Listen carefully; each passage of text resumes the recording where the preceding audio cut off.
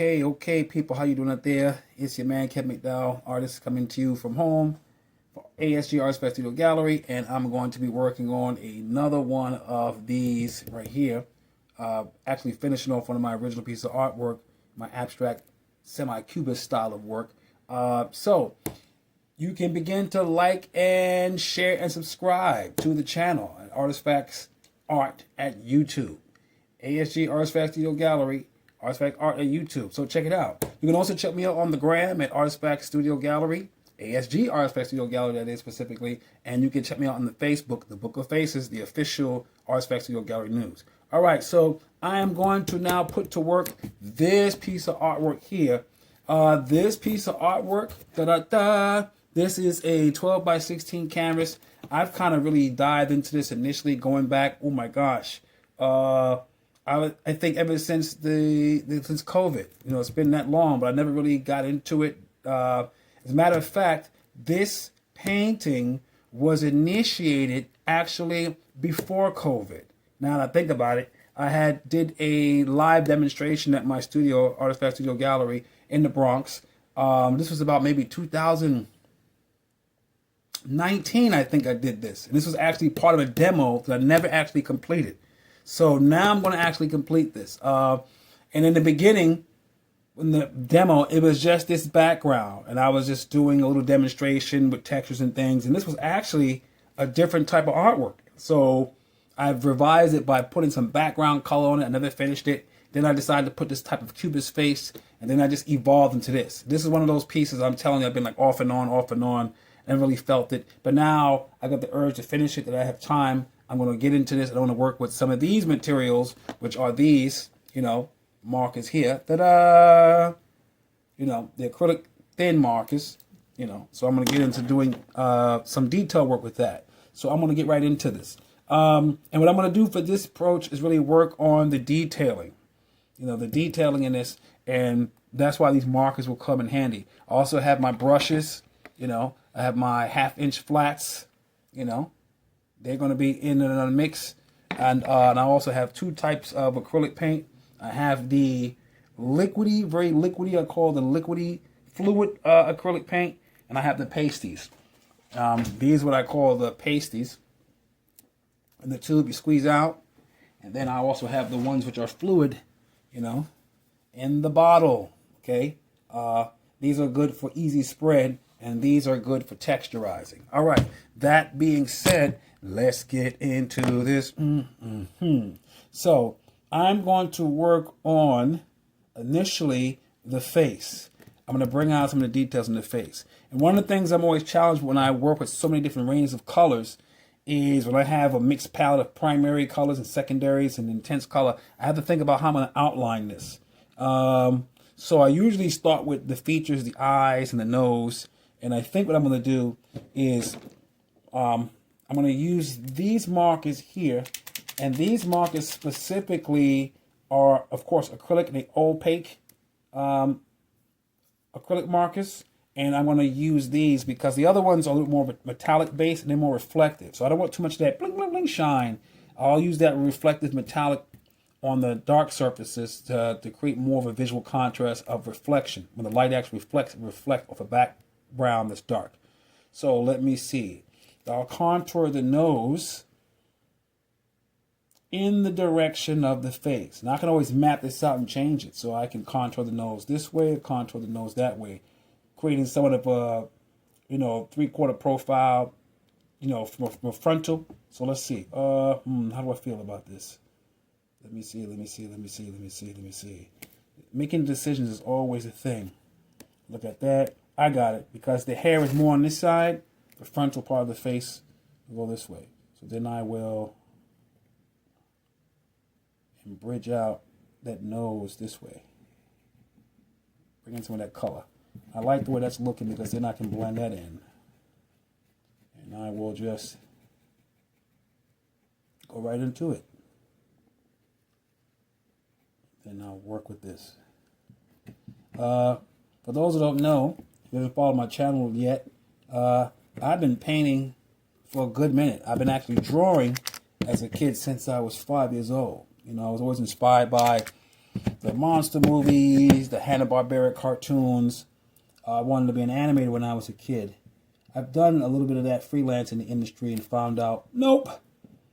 You know, it's just you know, that became a challenge in itself. You know, it's not that I couldn't do the work, just that work wasn't always relatively available, and many times it's all about really who you know, those industries. So I'm gonna take this purple and work on this for some reason. I can see this. I'm gonna work with some texture. Bring this out. You know, play with that. And I'm usually very organic about this. You know, some artwork I create, I sketch out in detail, and some I don't. Some I just jump right into it.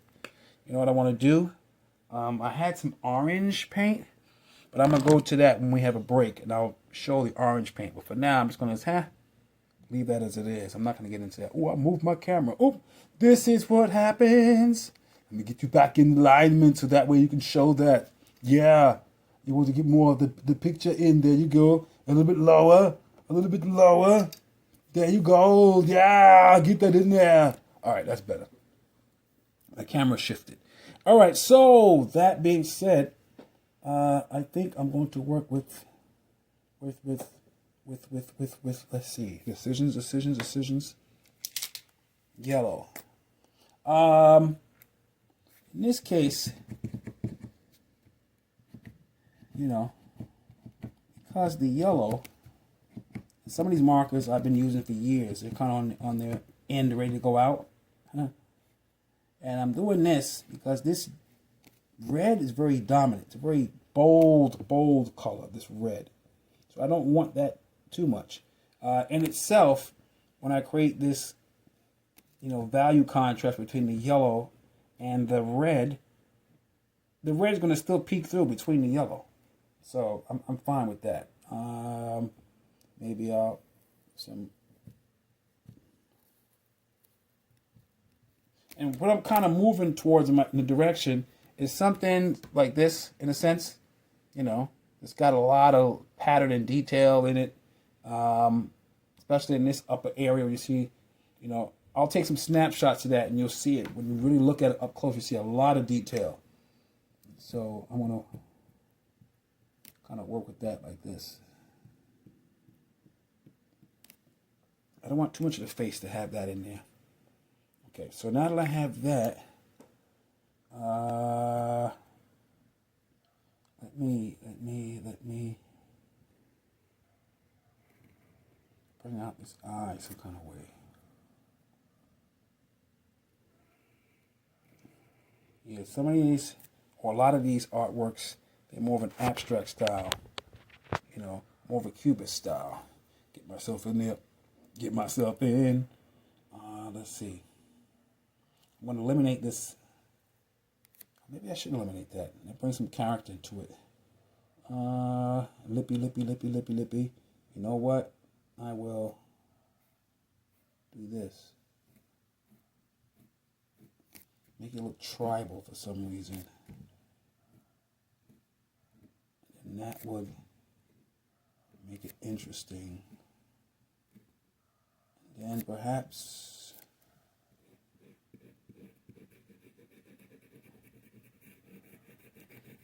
I don't look at this as when I'm doing the work. I don't look at it as, am I ever going to make a mistake? I don't look at the work that way. When I create my work, you know, I'm not that self-critical of it in terms of it didn't come out the way I want. When works, what I create are not to my satisfactory, I just revise it. I don't beat myself upside the head, in other words, about the work. You know, I'm also not that type of artist, to tell you the truth, that asks other people the opinion about the work. I have my confidence in what I do. Either I like it, I don't like it. I've done work and people, that's great, and I'm like, it doesn't fit to my liking. You know, that's to say I create the work for me. I create the work for my enjoyment. Because it goes both ways. You can have critics who are like, I don't like the work, I don't get it. Okay, it's not for you. You know, it's not for you. Yeah, that's kind of gonna work. me also play a little bit of a highlight in there. Matter of fact, bring that out a lot more. Play with it. Usually I don't have any idea how the end product's going to be. I just play with it. See how it comes out for the most part. Now these are, again, an acrylic water-based marker. This brand, that's the brand. It's not a very popular brand. Usually, typically, I don't endorse unless they want to endorse. Okay, let me continue. I kind of want to bring this around like this. Make it more like a mask. The masquerade. Maybe I'll put that in. The masquerade. And that way I can play off the yellow a little bit.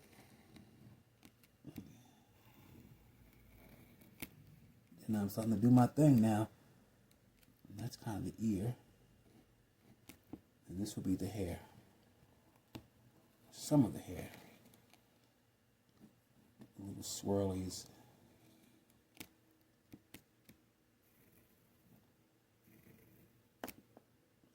Got something going on like that. And I'll create a darker contrast in there. Okay. Matter of fact, I'm going to make it brown. This here, you see this little scrap? That's what I use as a palette to mix my color. I use actually, I think I mentioned it in my other videos, I actually use additional canvas. I use other canvas because that way it's a way of multi-painting. You know, those canvases I use, they don't get thrown away, of course. They become the foundation of the next painting.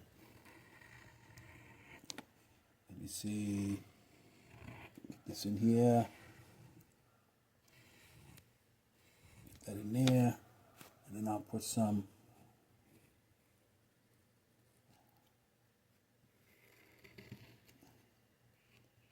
and I'll change some of the contour of these lines.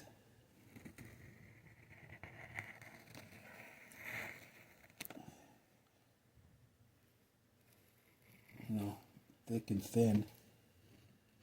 Give the line some visual weight. Okay, and let's see. Work with that. Work with that. So yeah, since I was 5, I was drawing. I was fascinated with all the Godzilla movies and, you know, the Rodan. I used to, like I said, I mentioned I wanted to be an animator. I've done some animation in the field, done some production work in my youth. Then I went into education. And in truth be told, it's because it was stable, you know. And while doing that, over time, I just kept working on building my portfolio. You know, I don't know how many pieces of artwork I've created, thousands of it over time. And I have done some shows and exhibits. Most of the work I've done exhibited was through my own space. You know, ASG-Artizfacts Studio Gallery, I formulated that. But I've also had my own studio gallery space, in which at the time was Artizfacts Studio Gallery Hub. I originally opened up in New Rochelle in 2012, and then decided at some point, wasn't getting enough traction. And this is going to be the hair. Some movement in there of sorts. Play with the texture of these lines. And so I did, of course, freelance work when I was younger. You know, you guys here in this video, you don't see me. My dual camera. So, main center of attention is this actual, my camera 1, which I'm viewing, or you're viewing, I should say, the artwork, the process.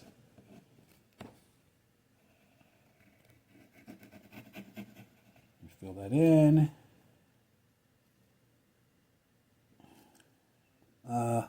You pause, take a look at it. Okay, it's somewhat kind of what I like. I'm going to bring some orange in this neck. Just because, again, the red is very dominant. And I'm going to make it orange. So now I'm going to go to the paint. I'm going to go to the tube. I'm running out. This is a cadmium yellow. Cadmiums, they should not be sprayed unless you have the proper breathing filters, because cadmiums are very toxic to the nervous system. I'm going to use a little smidget of liquid. Teaching New York City kids. Okay, I'm going to use this to give more like an orange. Orange, make it like a flame.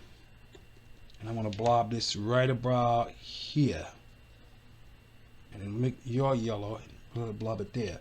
Again, because this, in my assessment, this is very deep. This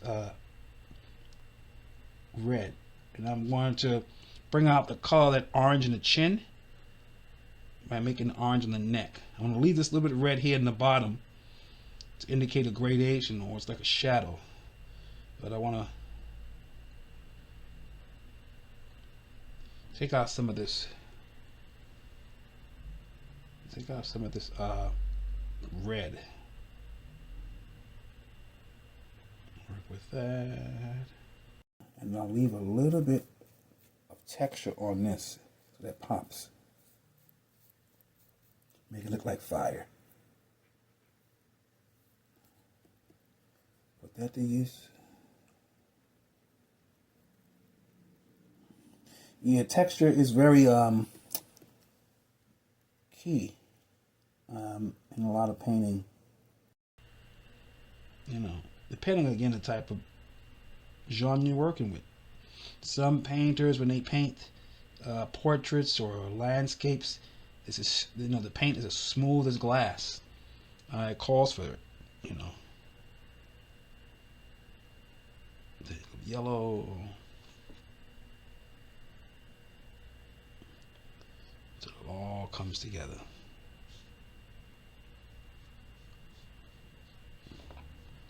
Get that in there just a little bit, and then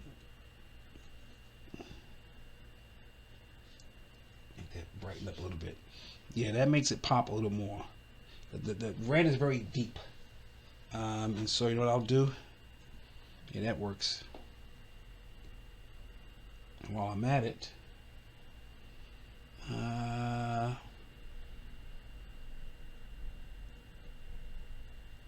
make the cheek pop out a little more. And then maybe this. I will be doing lives on my Facebook page. I do live check-ins. I call them the down to earth live check-ins. You know, feel free to pop in and just, you know, have your coffee, your tea, or if it's the evening or shadow hour, chime in. You know, just say, hey, what's going on, man? You know.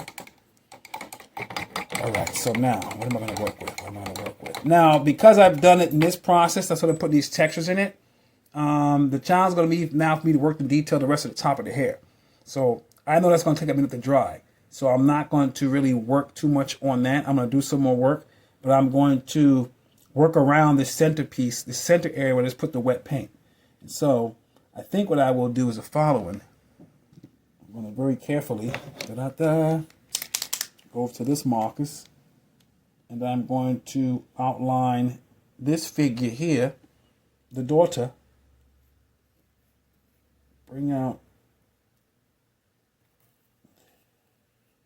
that nose and the lips, and then that.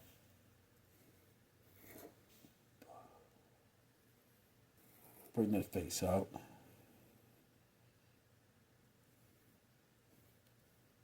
bit. Then I will bring this down for the ear, and then neck, then the chin. Define the face, make it more smaller, and I can bring up the contour. Something like that. And then hair. Make it look like braided. Give it those braided locks. Give it those braided hair. You know, just building on the layers.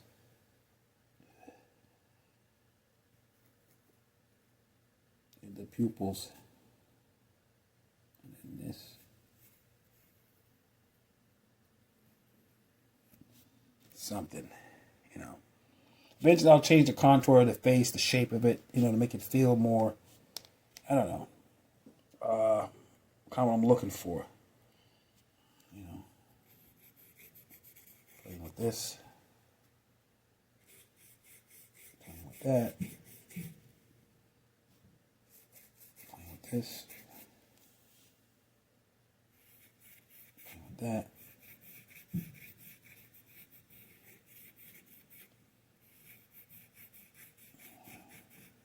Let's see how this comes out. Very organic. Maybe I'll have some of my hair flailing in the air, like to demonstrate excitement. Like, Mommy!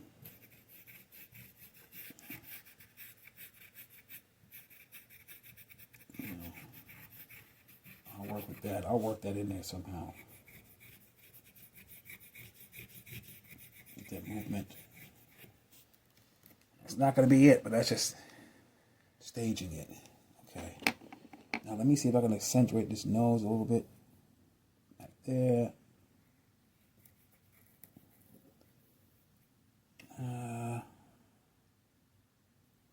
Maybe. Okay.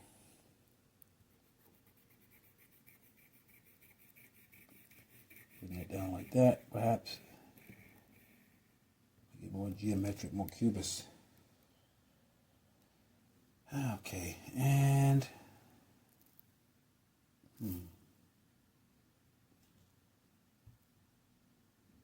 because cubist does have that very abstract form, I can twist the ears. So typically you wouldn't normally see the inside of the ear from that point of view, but it's okay to do that because of the style of artwork.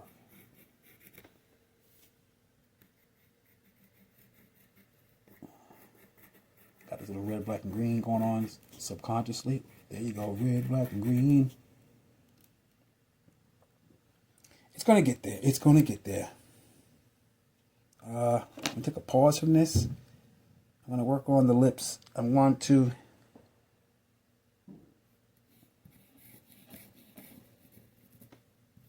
work on the lips.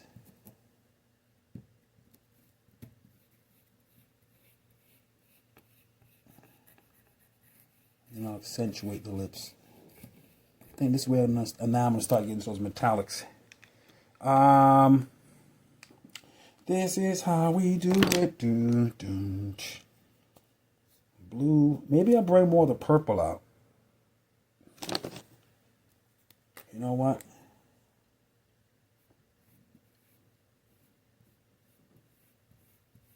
That's a very deep purple. So maybe I'll just do that.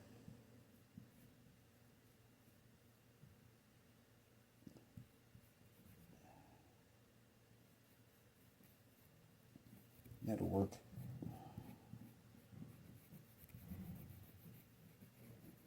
Get that in.